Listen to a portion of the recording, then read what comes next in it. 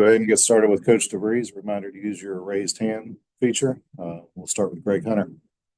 So, Coach, obviously Tuesday didn't go as you wanted. So, what were the problems there? What do you guys got to do better tomorrow night to have a better result? Yeah, our defensive rebounding wasn't good enough in that game, and then just our defense in general in the second half. I mean, they shot 66%. You're not winning games allowing that type of efficiency, by an opponent. So those are the two things that we've been doing a pretty good job with those two areas, but we didn't in that second half especially. So, what kind of pressure does Kansas State put on you in those two particular spots? Yeah, I think the biggest thing is this, Hawkins as kind of a point forward type.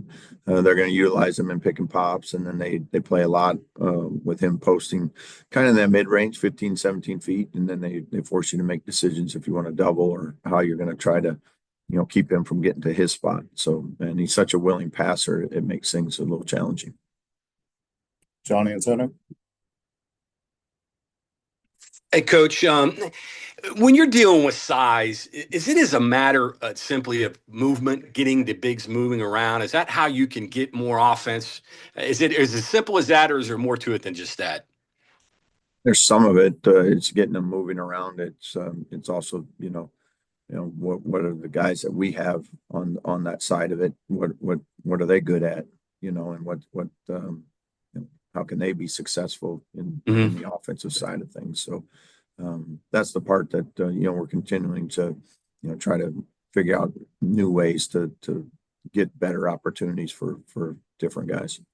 One more thing on those two bigs, can you rim run them, or are they pretty good up and down the floor? Now you can get some transition, and transition is going to be important for us, as it always is. Just finding ways to get some easy ones in space and a broken floor. Thank you. Questions? Use the raised hand feature.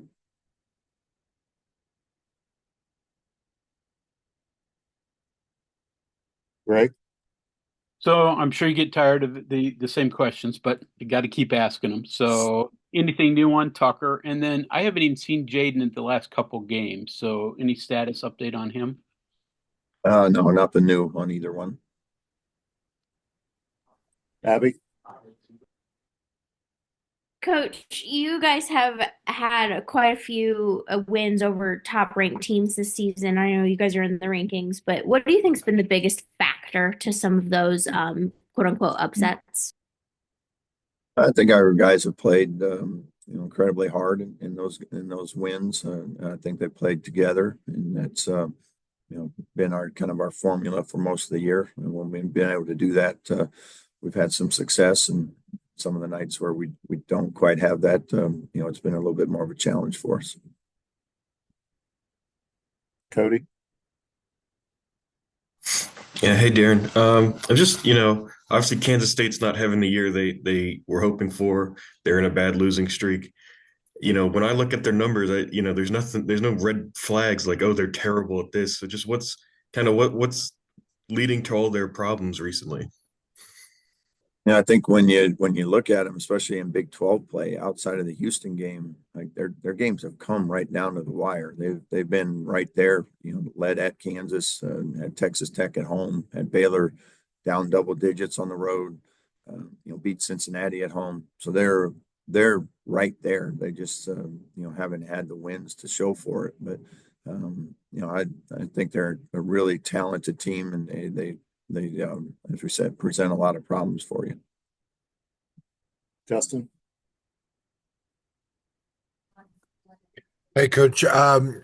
With Hawkins, obviously he played at Illinois last year.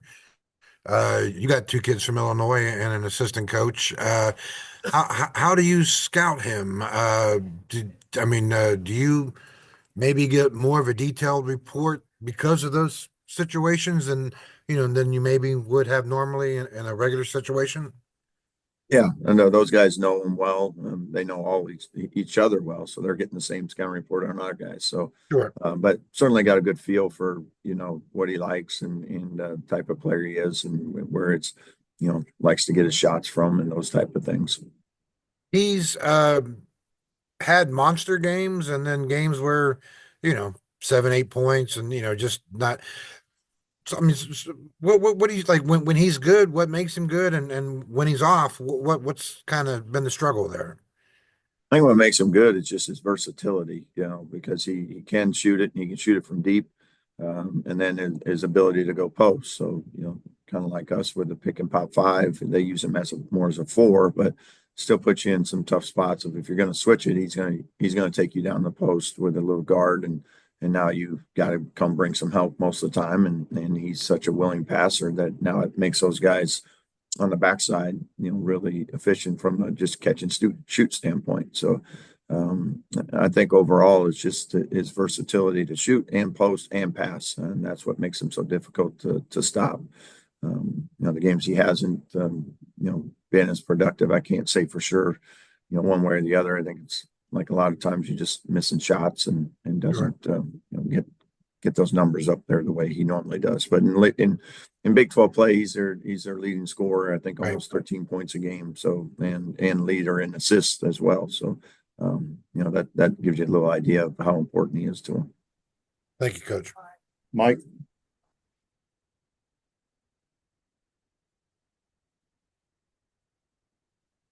Hey, Darren, how's it going? Good. When you are watching games or maybe even scouting teams, I have no idea, but maybe now more than ever, can you tell that a team has played together, that there's chemistry, and then maybe there is still a getting to know you phase among coaches and players, or players and players? Yeah, I mean, I think that can be very evident, especially early in the year. You see a lot of teams with whole new rosters and things, and it just takes a while for some teams to gel. And I thought Kansas State had a lot of new players and guys in different roles, but as the season's gone on, you can see that they've started to figure out how to play through one another and how they all those pieces all fit together. And you see that in other teams across the country as well. And like I said, that's we're still figuring some things out as our roster with injuries and stuff like that, is we've had to continue to try to find new ways to do things at both ends of the floor. When you do put together scouting reports, I don't know, you go back 4 or 5 games, but it just seems like basically what you're explaining and just what you watch, that there's a danger in assuming that a team is going to be who they are X amount of games down the road. Like it could change. Maybe it just happens one day, like all of a sudden the switch gets flipped there. Does it just change the way you evaluate teams or what your expectations are from a scouting or preparation standpoint? No, yeah, that is the challenge sometimes. It's like, game to game, week to week, teams change. They continue to, coaches, players, they continue to try to evolve and become more efficient at both ends of the floor. And sometimes, it might be something you do for a couple of days in practice that just clicks. And now you have it and you feel like you got something. So, but from a scouting standpoint, we go pretty far back. I mean, and then even looking at, last year's numbers of kids, like what did they shoot last year? This year, hey, they're not shooting a high percentage, but last year they were a 40% shooter. So, treat them with that type of respect to make sure that, you're not making a mistake there because they're in a little bit of a shooting slump for whatever reason. And then you've been really complimentary of the way your team has come together for just personality purposes, character purposes. But the basketball sense, I know you can't project in other teams, but what has worked for you all on the floor, games or practices where so many new parts have produced a very successful season so far? Yeah, we have a great group of guys. I mean, the locker room's easy. They're all willing learners. They're all work hard. They're great teammates for one another. So I think when you watch us play, even the nights that we're doing well, and even the nights that it's a struggle, like our group is pretty connected. For the most part, they're giving everything they got to help us win collectively as a unit, and that's part of the reason we've had some success. Thanks, Ryan? It seems like it's on the defensive end where K-State has struggled. I think more so this year, like especially teams are shooting a really high percentage against K-State, both overall on the floor and then from 3-point range. Is that maybe a byproduct of what you were talking about, teams just building chemistry on the floor with one another throughout the year, and Kansas State just hasn't had that chemistry throughout the season so far? Or is there something you see schematically that K-State just on the defensive side doesn't do a very good job closing out maybe? I don't think necessarily they're doing anything wrong at all. I think they're as a defense that they're figuring some stuff out. Like I said, a lot of those games are incredibly close games in Big 12 play, especially. So, like all teams, they have strengths and weaknesses, just like we have strengths and weaknesses, and they're figuring some of those things out as well. Back to John. Ask you, I know Sincere was dealing with a little bit, and I know you've had kind of the virus going through your team. Have you past that? Have you cycled through that yet? I think so, or at least I'm hoping so. But everybody was pretty good yesterday, so that was good news. And one other one, they're big. Number one, he's shooting 65%, almost 65% from the floor. Is that close? Is he getting everything they want close to the basket with him? He gets a lot of it, pretty close to the rim. I mean, he can do some other things. He's pretty versatile. He can put it on the deck and go make plays. So he'll face you up from 12, 15 and go make a play. Now he ends up, fairly close to the rim, but he's had a really good year for him. Very efficient. And back to Justin. Coach, a couple weeks ago, you were talking about how you wanted to take Javon off the ball at different points and to try to, just create some different options. And obviously KJ got hurt and that kind of maybe threw a monkey wrench in there.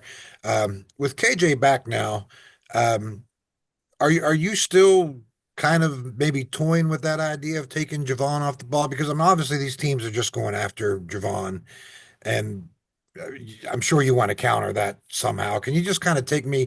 I know you can't talk strategy a whole lot, but can you just kind of take me through that process of what you can do differently with Javon, in these remaining games? Because I imagine a lot of teams aren't going to change their strategy on how they defend him.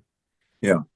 And we did some in the Arizona State game, had KJ in there, more minutes as he's come back from his injury. So like, as you mentioned, there's, a couple games in there where we weren't able to do that because he was out, but, we're not going to do a heavy dose of Javon off the ball, but, when KJ's in and Javon's in, some of KJ's minutes are to rest Javon to get him, off the floor. And then the other half is when he's in there, it's exactly that, Justin, to get him off the ball so we can get him, on the move a little bit more in space where the defenses aren't quite as loaded up against him when he has the ball in his hands. But at the end of the day, you're still trying to figure out ways to get him back to the ball, and you want to do that because he draws so much gravity that also opens up things for other guys as well. I'm wondering, I mean, when a player commands that much attention, there's only so many things in the coaching handbook, right? That you can do. It's not like there's 50 different options. Hey, let's do this or let's try it. There's not that many things to try, is there? I mean, there's some ways to get creative. I think the biggest thing is, utilizing them in all assets of aspects of, maybe it's not just bringing him off a screen. Maybe he's the screener, because they're so worried about him as an offensive player that now if he's a screener, you just flip the script a little bit. Instead of people screening for him, you have him screen for others. Maybe they're not as willing to help on a back screen or some of those type of things. So maybe we can get an easy one, because of him being on the floor and utilizing him in that way. Can't post him up though, right? I mean, you can post him up a little bit. Okay. Yeah. I mean, he's decent down there. And again, it comes down to, what are you going to get out of it? If it's him scoring, are they going to come double? What opportunities are there then that you're creating for everybody else? And are those the ones you want? Thank you, Coach. I think that's all the questions we have for today. Thanks to everybody for joining.